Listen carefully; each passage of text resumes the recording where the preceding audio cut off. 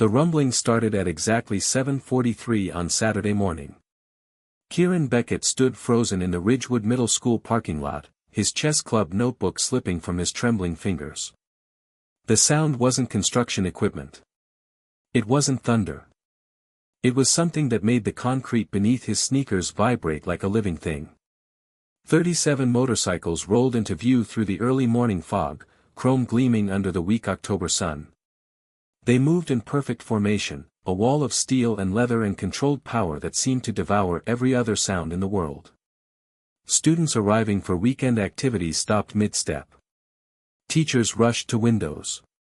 The security guard's hand hovered over his radio, unsure whether to call for backup or just witness whatever was about to happen. Kieran's stomach dropped into his shoes. 24 hours ago, he'd been invisible. The kid nobody noticed. The shadow who'd perfected the art of disappearing in plain sight. Now every single person in that parking lot was about to look directly at him, and he had no idea if he was about to be honored or destroyed. The bikes formed a semicircle. Engines cut simultaneously. Silence crashed down like a physical weight. 37 helmets came off in synchronized motion, revealing weathered faces, hard eyes, and the unmistakable patches of the Devil's Disciples Motorcycle Club.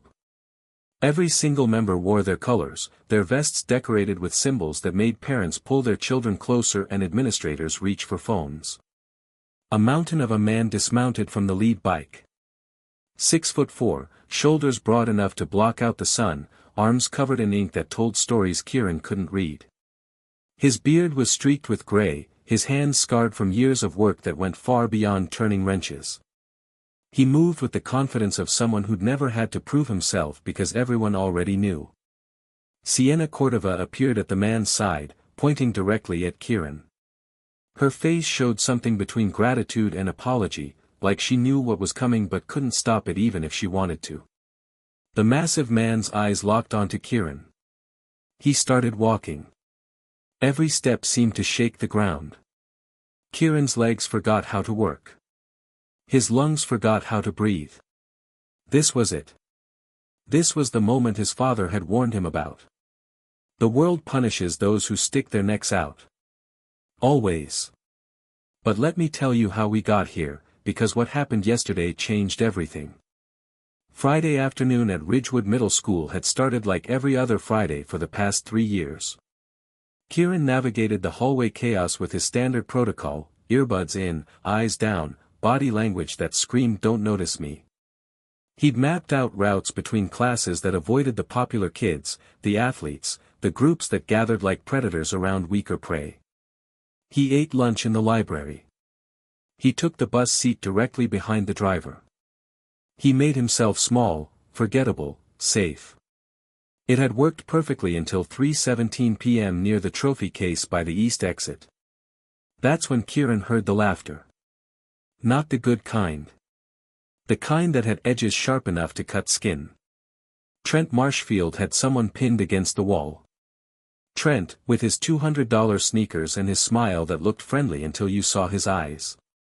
Trent, whose family owned half the commercial real estate downtown and acted like that made him royalty. Trent, who'd made at least 4 kids transfer schools in the past 2 years, though nobody could ever prove he'd done anything wrong. His friends flanked him like well-trained dogs. Cody Vance held up his phone, recording everything with the dead-eyed focus of someone who'd done this before. Blake Hutton, massive and mean, blocked any escape route with his bulk. They had this down to a science. Their target was the new girl. Sienna. The one who transferred in 2 weeks ago and sat alone at lunch, wrapped in that worn leather jacket with patches Kieran didn't recognize. She stood defiant despite being cornered, her jaw clenched so tight it must have hurt. Trent flicked one of the patches on her jacket, a crimson and silver emblem that looked like wings and skulls combined. Your daddy ride with criminals. What's it like having a felon for a parent? Cody zoomed in on her face, capturing every flicker of fear and anger. This is going to blow up on social. New girl's dad is in a gang. Blake cracked his knuckles, a sound like breaking branches. Maybe we should see what else is in those pockets. Drugs? Weapons? Bet her whole family's dirty. Sienna's hands balled into fists, but she was outnumbered and they all knew it. Her voice came out steady despite everything. You don't know anything about my family. Trent leaned closer, invading her space with practiced cruelty. I know enough. I know trash when I see it. Every instinct in Kieran's body screamed at him to keep walking. This wasn't his problem. Getting involved would only paint a target on his own back. His father's voice echoed in his head, the same lecture he'd heard 1,000 times, keep your head down, son. Heroes get destroyed. Let someone else handle it. But Kieran's feet stopped moving. His hands started shaking. Because 2 years ago, his little sister Jade had been exactly where Sienna was now. Cornered. Terrified. Humiliated. And nobody had stepped in. Nobody had said a word. By the time Kieran found out how bad it had gotten, Jade had stopped eating. Stopped sleeping. Stopped being the bright, happy kid she'd been before.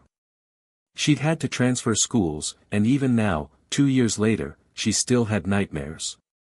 Kieran had promised himself he'd never let that happen to someone else if he could stop it. But promises made in your head are easy. Following through when 3 8th graders who could break you in half are staring you down. That's different. His voice came out cracked and weak. Leave her alone. The hallway noise seemed to dim. Trent turned slowly, his expression shifting from confusion to amusement like someone had flipped a switch. What did you say, earphone boy? Kieran pulled his earbuds out with fingers that wouldn't stop trembling. His heart hammered so hard he could feel it in his throat. I said leave her alone. She hasn't done anything to you. Cody swung his phone toward Kieran, already smelling better content. Oh man, this is perfect. The school mouse thinks he's tough.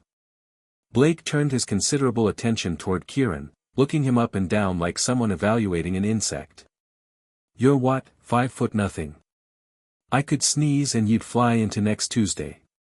Trent stepped close enough that Kieran could smell his expensive cologne mixed with something meaner underneath. Walk away, little man.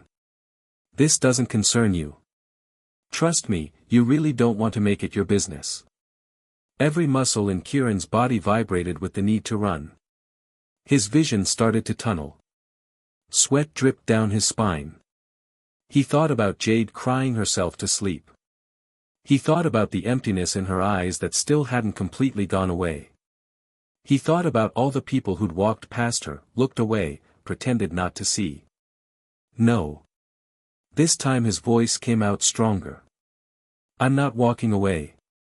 The rubber band of tension stretched to its breaking point. Trent's hand curled into a fist. Kieran braced himself for pain he'd never experienced, wondering if doing the right thing was worth getting hospitalized over. What's going on here?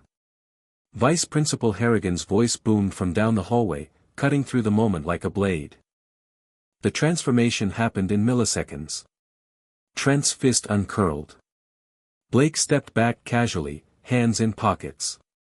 Cody's phone disappeared like a magic trick. Their faces rearranged into expressions of innocent confusion, 3 students just chatting between classes, nothing to see here, sir. Harrigan's eyes swept the scene with practiced suspicion, but he saw no active conflict, no obvious violation. Everyone get moving. School's dismissed. The 3 predators scattered, but not before Trent locked eyes with Kieran and mouthed the words, Monday. You're dead. Sienna turned to Kieran, her tough mask cracking just enough to show the frightened kid underneath. You didn't have to do that. Yeah, I did. Kieran's whole body still shook with adrenaline crash. He felt like he might throw up or pass out or both. She studied his face like she was trying to solve a puzzle. I'm Sienna Cordova. That patch they were mocking. It's the devil's disciples. My dad's the road captain for the Portland Charter. Kieran waited for her to continue, not judging, not reacting, just listening. That alone seemed to surprise her. People hear motorcycle club and they think criminal. Dangerous. Bad. But my dad, Viper, he's the most honorable man I've ever known. Her voice got quieter, more vulnerable. I was in foster care when I was 9. Bounced between 7 homes in 2 years. Nobody wanted me because I had problems, trauma, whatever. My dad fostered me first, then adopted me. He gave me a family when everyone else gave up. That jacket belonged to my brother before he deployed overseas.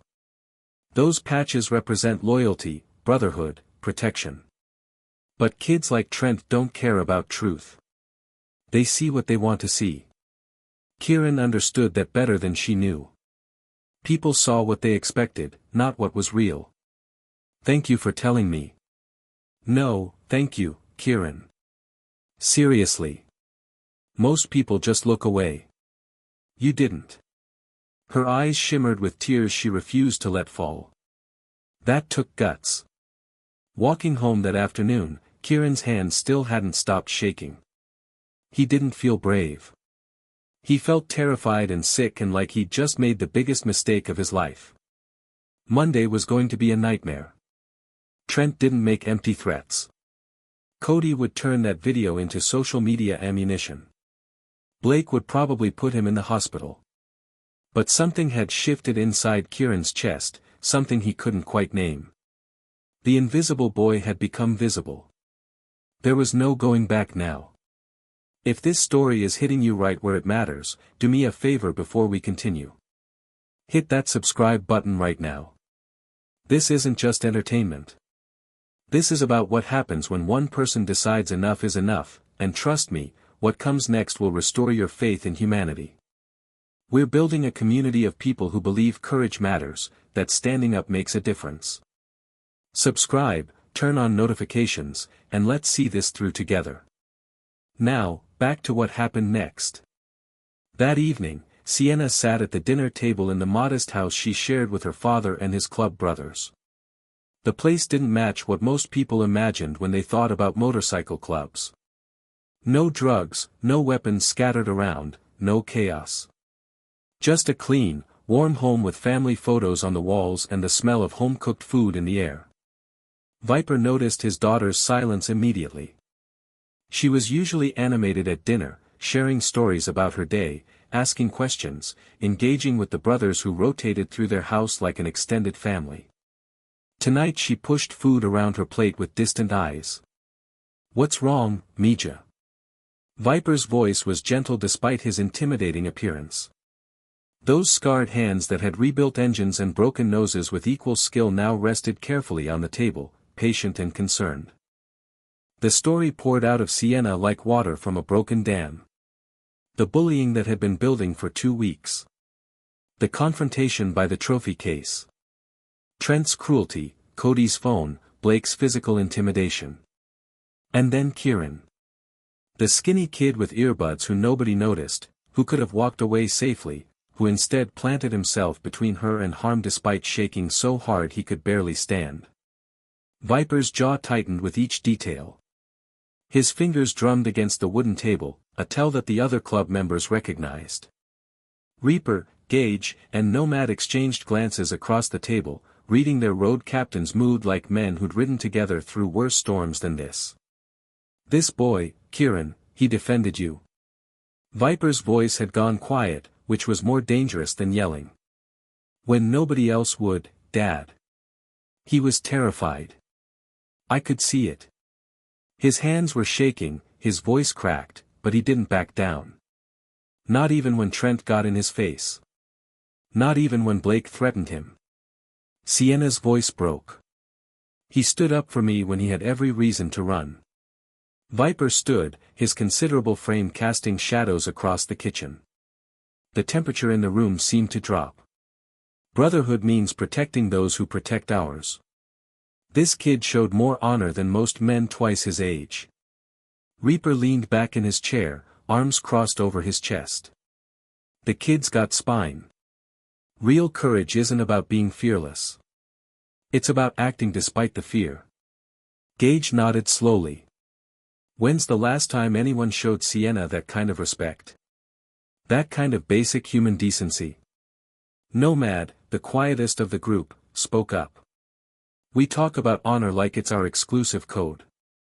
But this 12-year-old nobody just demonstrated it better than most prospects do in a year of proving themselves. Viper's hand came down on the table, not in anger but in decision. We don't repay honor with silence. We acknowledge it. This Kieran stood up when it cost him everything. That deserves recognition. He pulled out his phone and started making calls. Within an hour, word had spread through the entire Devil's Disciples Portland charter. By midnight, mechanics were polishing chrome in garages across the city. By dawn, bikes were being prepped for a ride that would make Ridgewood Middle School rethink everything they thought they knew about justice, honor, and what happens when someone protects one of their own. Saturday morning arrived cold and clear. Kieran had chess club at 8, one of the few school activities that felt safe because it attracted exactly 0 bullies.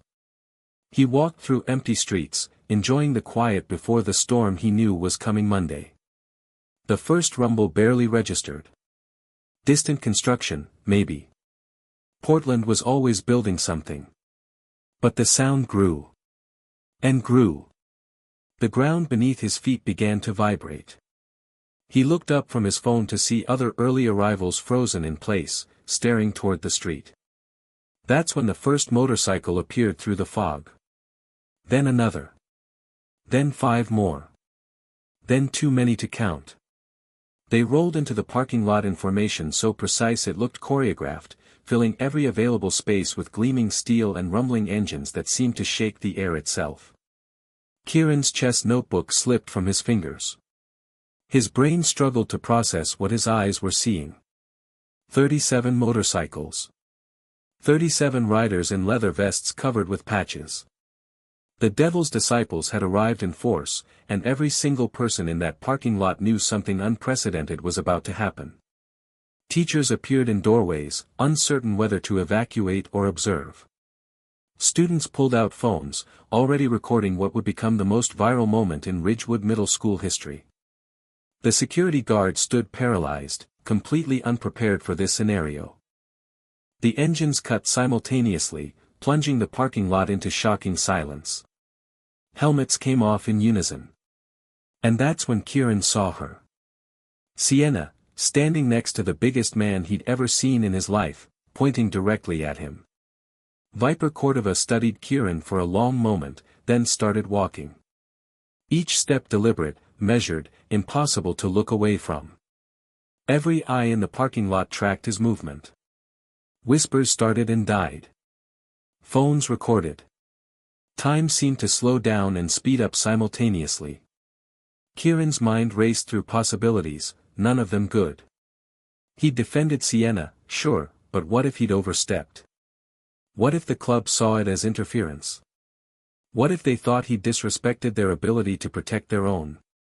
What if his father had been right all along, and sticking his neck out was about to cost him everything? Viper stopped directly in front of Kieran, close enough that Kieran had to crane his neck back to meet his eyes. The silence stretched like taffy, thin and breakable and sweet. Then Viper's hand came down on Kieran's shoulder. Not roughly. Firmly, but almost gently. Like a father greeting a son. Kieran Beckett. Viper's voice carried across the entire parking lot, deep and clear and impossible to ignore. I'm Viper Cordova. Sienna's father. Kieran managed a nod, not trusting his voice. Yesterday, you did something most grown men wouldn't have the stones to do. You protected my daughter when she needed it most. Viper's eyes held Kieran's, reading him, measuring him, seeing something that made the corner of his mouth twitch upward. You stood up when you had every reason to walk away. When it would have been safer, smarter, easier to pretend you didn't see. But you didn't walk away. The parking lot had gone so quiet that birds in distant trees sounded loud. Every phone camera captured this moment. Every witness held their breath. That's honor, son. Real honor. Not the kind you talk about. The kind you live. Viper turned to address the assembled club members, his voice rising. The devil's disciples recognize real strength when we see it. This is Kieran Beckett. As of right now, he's under our protection. 37 bikers nodded in perfect unison. The message was clear, unmistakable, and absolute. Reaper stepped forward, pulling something from his vest. A patch, custom-made, with lettering that read, "Honorary Little Brother," surrounded by the club's colors. He handed it to Viper, who presented it to Kieran with ceremony that felt ancient and important. "Anyone messes with you, they mess with all of us." Viper's voice dropped lower, meant just for Kieran now. "What you did took more courage than most people show in a lifetime. We don't forget that kind of honor. Ever." Kieran's hands trembled as he accepted the patch, but this time not from fear. From something bigger, something that filled his chest until he thought it might burst. He'd stood up for someone, and instead of being destroyed like his father had warned, he'd been recognized. Protected. Honored. Camera phones captured every second. The video would hit social media within minutes, spread across Portland by lunch, make regional news by evening. But in that moment, none of that mattered. What mattered was the shift in the air, the way other students looked at Kieran differently, the way Sienna smiled with tears streaming down her face, the way 37 hardened bikers showed a 12-year-old kid that doing right sometimes, against all odds, leads to something better than safety. In a second-floor classroom window, Trent Marshfield watched with a face gone pale as printer paper. His hands gripped the windowsill so hard his knuckles turned white. Cody stood beside him, phone forgotten in his shaking hand. Blake had actually backed away from the window, as if distance might protect him from what he was seeing. Their world had just shifted on its axis. The kid they'd planned to destroy on Monday was now untouchable. The girl they'd targeted for weeks was the daughter of a man who commanded respect through presence alone. Everything they thought they knew about power and hierarchy had just been rewritten in chrome and leather. Down in the parking lot, Vice Principal Harrigan approached carefully, respectfully. He extended his hand to Viper, who shook it with the confidence of someone who'd done nothing wrong and knew it. They spoke briefly, Harrigan nodding, Viper explaining, two men who understood that sometimes justice happens outside official channels and that's not always a bad thing. If you're feeling what I'm feeling right now, if your heart is pounding and you're thinking about that one moment when you chose to act or wish you had, I need you to do something. Drop a comment right now telling me about your moment. When did you stand up? When did someone stand up for you? Let's build something here, a community of people who believe one person can make a difference. And make sure you're subscribed with notifications on, because what happens Monday when Kieran walks back into school will blow your mind. Don't miss it. The bikers stayed for 20 minutes, long enough to make the point unshakable. Then, with the same precision they'd arrived with, they mounted up, engines roaring to life in sequence, and rolled out in formation. The rumbling faded into Portland traffic, but the impact remained like a crater. Kieran stood in the parking lot holding his patch, surrounded by students who suddenly saw him as someone completely different. The invisible boy had become legendary in the span of 20 minutes. But he didn't feel legendary. He felt overwhelmed and grateful and terrified and hopeful all at once. Sienna walked up beside him, her shoulder bumping his gently. "Welcome to the family, little brother." Monday morning arrived with the weight of 1,000 questions. Kieran dressed carefully, pinning the honorary little brother patch to his backpack where everyone could see it. His mother had cried when he told her the story. His father had been speechless for 10 full minutes before finally saying, "Son, I was wrong. Sometimes the world rewards those who stick their necks out. I'm proud of you." Walking into Ridgewood Middle School felt like entering a different dimension. Students parted in the hallways, not out of fear but something closer to respect. Whispers followed him, but they weren't cruel. They were awed. The video had gone viral over the weekend. Everyone had seen Viper's hand on his shoulder, heard the words of recognition, witnessed the moment a motorcycle club honored a kid who'd done the right thing. Trent Marshfield saw Kieran coming and immediately turned down a different hallway. Cody deleted the humiliation video he'd recorded Friday, scrubbing it from every platform like it had never existed. Blake suddenly discovered an intense interest in his own shoes whenever Kieran was nearby. The bullies hadn't disappeared, but they'd learned a valuable lesson: actions have consequences, and sometimes those consequences arrive on 37 motorcycles. Kieran met Sienna at their lockers between second and third period. She was smiling, genuinely smiling, in a way he hadn't seen before. Other students actually said hello to her. Someone invited her to sit at lunch. Another girl complimented her jacket and asked about the patches with real curiosity instead of judgment. "You changed everything," Sienna said quietly. "Not just for me.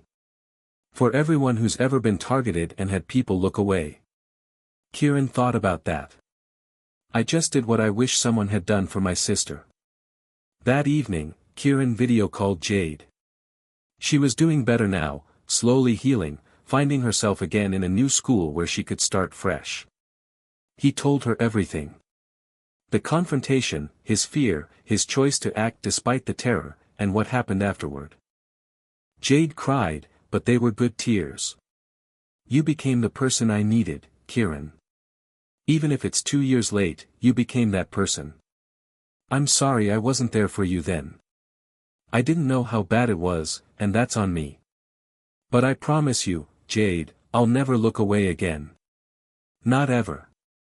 Their relationship had been strained since her bullying incident, weighted down by guilt and regret and things left unsaid. But in that moment, something began to heal. Not completely. Not instantly. But enough to start rebuilding what had been broken. 6 months later, Kieran and Sienna stood in front of the entire school at a special assembly.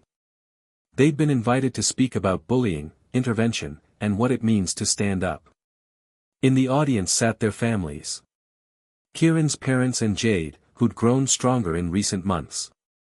Sienna's father Viper, along with Reaper and Gage, 3 massive bikers in a middle school auditorium looking somehow both out of place and exactly where they belonged. Principal Morrison introduced them with words about courage and character. Kieran took the microphone first, his hands steadier now than they'd been that Friday afternoon in October. "People think courage means not being afraid," Kieran began, his voice carrying through the silent auditorium. "But I was terrified that day. My hands shook. My voice cracked. I genuinely thought I might pass out or throw up or both." Students laughed softly, relating. Real courage isn't the absence of fear. It's acting despite the fear. It's standing up when everything inside you screams to sit down. It's choosing to see someone who needs help instead of looking away because it's convenient. He paused, finding Jade in the audience. 3 years ago, someone I love was bullied so badly she had to leave her school. Nobody stood up for her. Everyone looked away. That failure haunted me. So when I saw Sienna being targeted, I had a choice: repeat history or change it. Sienna took the microphone next. "People judged me before they knew me. They saw my dad's club patches and assumed criminal. They assumed dangerous. They assumed I was someone to avoid or mock. But Kieran didn't assume anything. He just saw someone who needed help, and he acted." She looked at her father, who nodded encouragement. "My dad taught me that honor isn't about how big you are or how tough you look. It's about your choices when nobody's watching, when doing the right thing costs you something. Kieran taught me that courage exists in unexpected places, in people you'd never notice if you judged by appearances." The assembly continued with workshops, discussions, and the announcement of a new program, Kieran's Courage Initiative, a student-led organization dedicated to intervention, support, and changing the culture that allows bullying to thrive. Trent Marshfield sat in the back row, subdued and thoughtful. He'd been suspended after the parking lot incident, his parents finally forced to confront his behavior. Required counseling had begun peeling back layers of his own pain, revealing that bullies are often victims themselves, acting out trauma in destructive ways. He had a long road ahead, but for the first time, he was walking it. After the assembly, Viper approached Kieran in the hallway. You did good up there, little brother. Real good. Thank you, sir. For everything. For showing me that doing right sometimes leads to something better than just survival. Viper's hand came down on Kieran's shoulder, that same firm but gentle pressure from the parking lot. You showed us first. We just recognized what was already there. Keep being that person, Kieran. The world needs more people willing to say, leave her alone, when it costs them everything. Looking back at that October afternoon, Kieran understood something fundamental about human nature. We're all scared. We're all trying to survive. We all have reasons to look away, to stay safe, to protect ourselves first. But every once in a while, someone chooses differently. They choose to see. To act. To stand between harm and someone who can't stand alone. That choice ripples outward in ways impossible to predict. It changes the person who makes it. It changes the person being protected. It changes everyone who witnesses it, planting seeds of possibility in their minds. Maybe I could do that too. Maybe one person can make a difference. Maybe courage is contagious. Kieran didn't set out to be a hero. He set out to be the person his sister needed, even if he was years too late for her specifically. But in becoming that person, he discovered something more valuable than safety or invisibility. He discovered that the best version of himself wasn't the one who hid, but the one who stood up with shaking hands and said enough. The Devil's Disciples returned to Ridgewood Middle School one more time that year, for the Kieran's Courage Initiative launch event. They came not as intimidation but as partners, proving that honor transcends stereotypes, that community comes in unexpected forms, and that sometimes the people society fears most are the ones who understand justice better than anyone. Before we close this chapter, I need you to hear me clearly. If this story moved you, if it reminded you that one person really can make a difference, I need 3 things from you right now. First, subscribe to this channel and turn on notifications. We share stories of real courage, real transformation, real people choosing to be better than circumstances demand. Second, share this video with someone who needs to hear it today. Someone facing their own hallway moment, deciding whether to act or walk away. This story might be exactly what tips the balance toward courage. Third, and most important, drop a comment. Tell me your story. When did you stand up? When did you wish you had? What moment changed how you saw yourself? Let's build a community of people who believe that saying leave her alone matters, that being scared doesn't disqualify you from being brave, that the world changes one choice at a time. Your voice matters. Your story matters. Share it with us. I'll see you in the next video, where we explore another story of unexpected heroism. Until then, stay brave, stay honorable, and remember, you don't need a motorcycle club behind you to make a difference. You just need to be willing to act when it costs you everything. That's where change begins.